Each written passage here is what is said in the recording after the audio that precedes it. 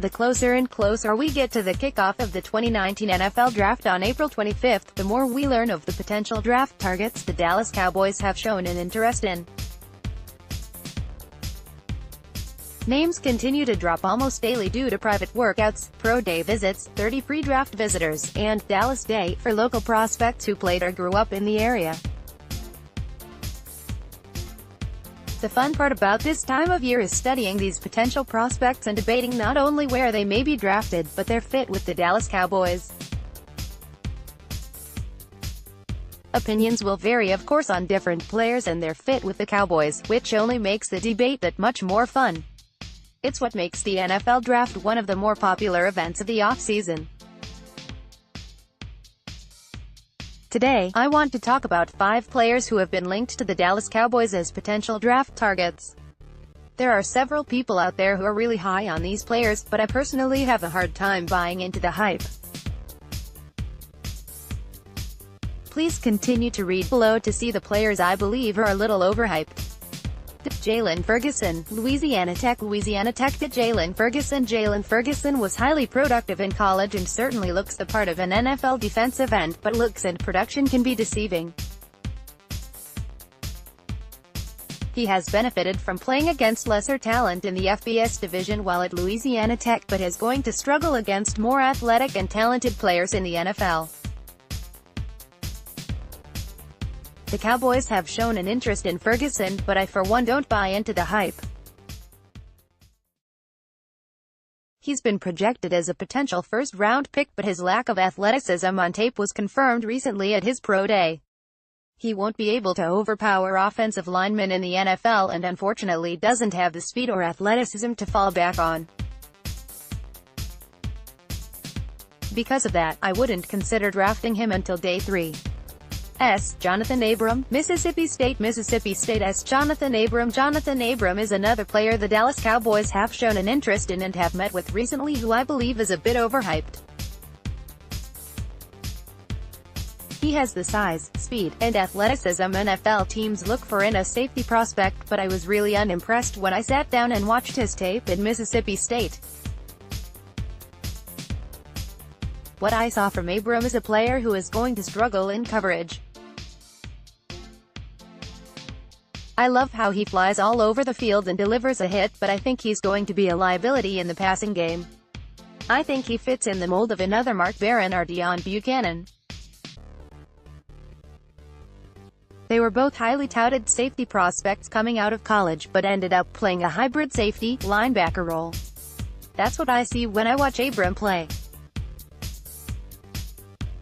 My scouting report on Jonathan Abram. DL, Charles Omenihu, Texas. DL, Charles Omenihu is someone who's been mocked to the Dallas Cowboys on a number of occasions as their second-round pick at 58th overall, and honestly that scares me a little bit.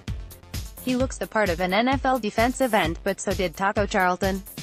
Unfortunately, that's who he reminded me of when I watched his film. Both Charlton and Omenihu look the part of an NFL defensive end, but both players are really raw entering the NFL. Charlton was somebody I thought might be best playing inside at the 3 technique, and I see the same from Omenihu. I just don't know where to play him right now, and I certainly don't want another Taco Charlton. Because of that, I don't buy into his hype. John Williams' scouting report on Charles Omenihu. DL, Zach Allen, Boston College. To Zach Allen. The Dallas Cowboys are supposedly pretty high on Zach Allen. He has a real shot to be the one they draft with the 58th overall pick in the second round, but honestly I would be more than a little disappointed if that's the direction they go. He possesses an intriguing skill set, but there are other players I'm higher on for the Cowboys in that range. Allen reminds me a little bit of Tyrone Crawford. I saw a tweener when I studied his game film from Boston College. He is probably capable of playing as a base end on running downs and then kicking inside to the 3 tech on passing downs. But I also think he will struggle at both positions. His lack of athleticism will hurt him as a DT against NFL caliber OTs, and I don't see him holding up consistently on the inside as a DT right now either. I'm concerned he may be nothing more than a rotational player. My scouting report on Zach Allen. Wr. Deebo Samuel, South Carolina. Wr. Deebo Samuel. Deebo Samuel isn't a name you probably were expecting to see make this list, and for good reason. He is one of the top-rated wide receivers in the 2019 draft class for a reason. He has a really intriguing skill set and should start immediately in the NFL. I'm actually a big fan of Samuel's as well, but I don't completely buy into the hype of having to draft him with the Cowboys' second-round pick. I think there are plenty of WRs the Cowboys can draft a round or two later who can come in and be just as productive as Samuel. In fact, I think he compares favorably to Stanley Morgan Jr., who Dallas can draft a couple rounds later. Don't get me wrong though. I wouldn't be as upset if Samuel ended up being the Cowboys selection at 58 as I would with other players on this list, but he's just not someone I'm completely sold on that early in the draft. Kevin Brady's scouting report on Deebo Samuel. Do you buy into the hype on these potential Dallas Cowboys draft targets? Name: Mike Weber. Position: running back. School: Ohio State Conference, Big Ten class, RS Junior jersey, no. 25 recruitment rating, 4-star HT, 5 feet 10 inches WT, 211 DOB, August 25, 1997 rushing receiving scrimmage year school CONF class post G at yards AVGTD rec yards AVGTD plays yards AVGTD asterisk 2015 Ohio State Big Ten FRRB 000 asterisk 2016 Ohio State Big Ten FRRB 13-182-10966.09 23-914.00-205-118-75.89 asterisk 2017 Ohio State Big Ten So RB 12,101,626.210-949.40 asterisk 2018 Ohio State Big Ten Junior RB 13,172,954 5.55211125.31 Career Ohio State 4.552676.5.92 4.54 5.51, 509, 29735.8 25 Highlights. The top plays by Ohio State RB Mike Weber, who announced that he will be entering the 2019 NFL Draft. Subscribe to Big Ten Network on YouTube. New highlights. He took over for Ezekiel Elliott in 2016 as a redshirt freshman and rushed for over 1,000 yards and 9 touchdowns, averaging 6 yards per carry. He was part of a timeshare with J.K. Dobbins in 2017 and 2018, but still rushed for over 1,500 yards and 15 touchdowns in his final 2 years at OU. He has a high motor player with good football IQ. As a runner, Weber does a good job of pressing the line of scrimmage before using his vision to pick his running lane. Is a smooth athlete with good contact balance. Not a lot of wasted movement when he has the ball in his hands. A little more slippery as a runner than expected. Stocky build helps him in short yardage situations. Shows good leg drive and does well to spin or contort his body at contact to fall forward. Weber can be a weapon in the passing game. He shows soft, natural hands when catching the ball out of the backfield and can be a threat after the catch. Shows good body control when balls are thrown outside his frame. Has shown he can be an effective route runner and has the ability to stretch the field vertically. Willingness as a pass protector, but could stand to clean up his technique. Cons: Mike Weber has the skill set to become a complete three-down running back in the NFL, but there are areas of his game that may keep him from being nothing more than a rotational player and spot starter. Most notably is his lack of breakaway speed and the durability issues he had in 2017 that allowed J.K. Dobbins to take over as the Buckeyes' lead back. Weber unfortunately doesn't possess the kind of top-end speed that would allow him to run away from defenders in the NFL.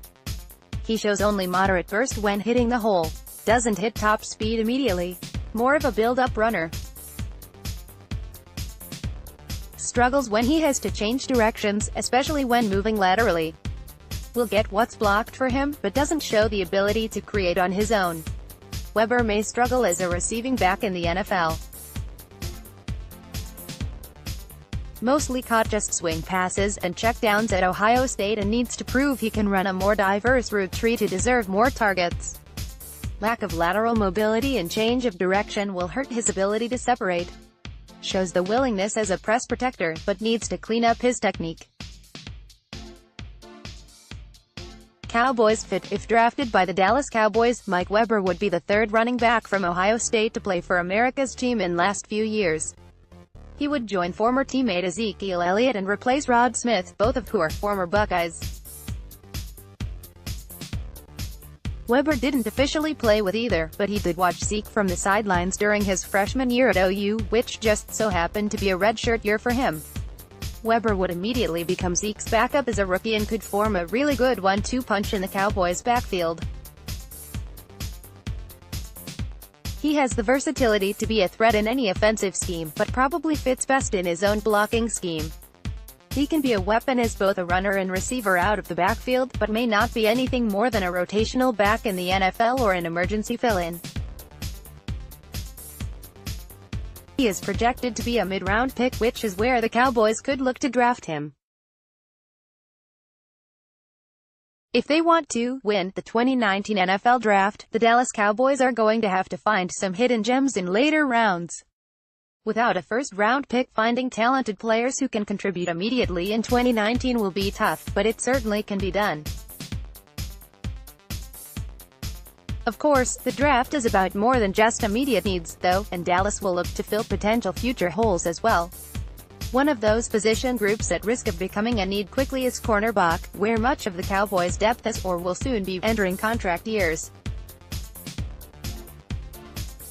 Central Michigan cornerback Sean Bunting isn't much of a hidden gem anymore, but he certainly presents the upside Dallas could be looking for in this year's draft. The player Sean Bunting is a 6 feet 1 inch 180-pound corner who made a name for himself nationally at the NFL Combine.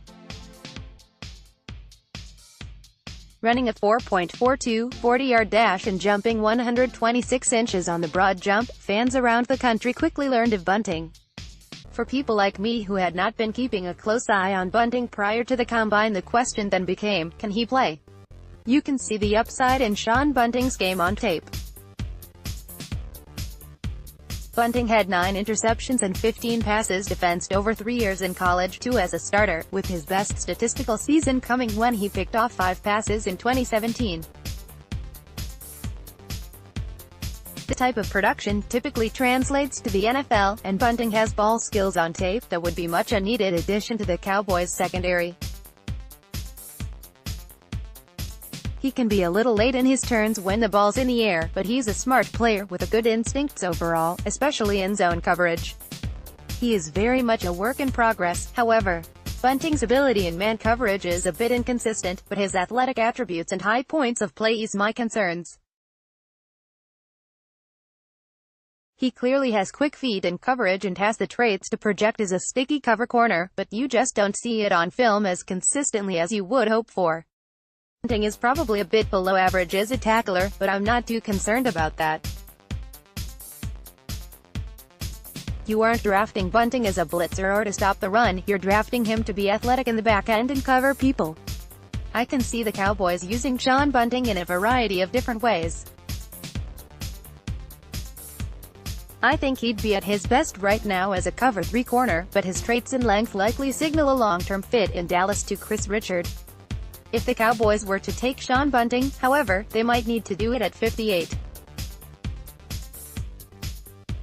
He's been a riser since his performance at the Combine, and I'm not sure he'll make it to 90th overall. 58 is a tad too rich for me when it comes to Bunting, but I wouldn't hate the pick whatsoever. The Dallas Cowboys will begin gearing up for their pre-draft visits, including Dallas Day, their National 30 visits, and will make visits to college campuses for pro days over the next few weeks. The Dallas Cowboys have already begun meeting with players and attending pro days. Last week, Cowboys coaches and scouts were in Houston visiting the Cougars' Pro Day. While most of the focus from NFL teams was on top of the draft talent, Ed Oliver, the Cowboys had cornerback Isaiah Johnson in their sights. Just a friendly chat between Chris Richard. You know things are getting serious when you bring your special friends home to meet your parents. Isaiah Johnson also took the time to introduce his parents to Chris Richard. Johnson's family had a friendly conversation with the Cowboys coach. https://t.co/Huck5x7 It's a relationship that appears to blossoming this spring as the football world gears up for the 2019 NFL Draft.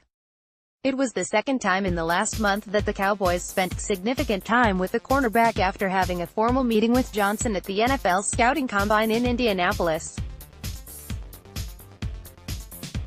There is a growing amount of buzz between the Dallas Cowboys and Johnson, and it's warranted given Chris Richard's affinity for long and tall cornerbacks. Isaiah Johnson is one of the biggest defensive backs in the draft and nearly the biggest in every measurement. He's a really good athlete too, as he ran a 40-yard dash of 4.4 seconds and had a broad jump in the 96th percentile for his position group. He's a raw player. Johnson only made 22 starts at cornerback for the Cougars after converting from wide receiver between his sophomore and junior seasons. Johnson had 2 interceptions in each of his junior and senior seasons for the Cougars. Film study For this film study I looked at games from the 2018 season against Memphis, Rice, and Texas Tech, and then took a look at his game against Temple from 2017. Isaiah Johnson's size is the first thing that stands out. He uses a one-arm stab at the line of scrimmage to disrupt the route of the receiver before beginning his back pedal in coverage. The Cougars used Johnson primarily at right cornerback, but he got significant playing time at left corner as well. He also played a few snaps in the slot and a few snaps at safety. Houston didn't ask him to be a press-man corner very often, instead using that quick jab at the line of scrimmage to slow the wide receivers get off. Was used a lot in cover 3 for the Cougars to limit big plays down the field. Johnson moves well for his size and is willing to put his head down and tackle. Was really good at bringing the ball carrier down once he made contact. Plays better with the receiver in front of him than when playing chase coverage. Mirrors his receivers well in man and can carry them across the formation when necessary. He has good start and stop to come up and run support after his drop and to break on the route. Shows very soft and natural hands when challenging the ball. His interceptions were smooth and easy. Wasn't fighting the ball. Was pretty tight in man coverage. The only routes that he appeared to allow consistent separation were comeback routes, but several of those times, he was playing off coverage and was able to get to the receiver to limit yards after the catch. On screens and in outside running plays, Johnson maintained good discipline by not allowing the runner to get outside of his containment, trusting his team to be there. Very willing tackler in run support. Doesn't seem to shy away from contact. Form tackler that doesn't go for the runner's knees. He needs some more experience and technique work to gain more confidence. Needs to trust his length more. Several times he was flagged for grabbing the jersey of the opponent to prevent getting beat. Several catches he gave up were with his back to the quarterback and he didn't turn around to play the ball. Some refining of his technique will help him to use his length better. Summary: Isaiah Johnson is an intriguing prospect that combines really good height and length with a natural ability to play football. He's a project player at this point in his career after making the transition from wide receiver just 2 years ago. With NFL coaching and some patience, he could be a starter in the NFL. He'll likely be a 4th or 5th round choice, and that's where I'd feel comfortable taking him as a developmental player. Chris Richard has had success in developing cornerbacks drafted in the later rounds with the Seattle Seahawks, and Isaiah Johnson could be the next player to benefit from his coaching. He's a project player, but someone who has the tools that could help him develop into a starting cornerback in the NFL.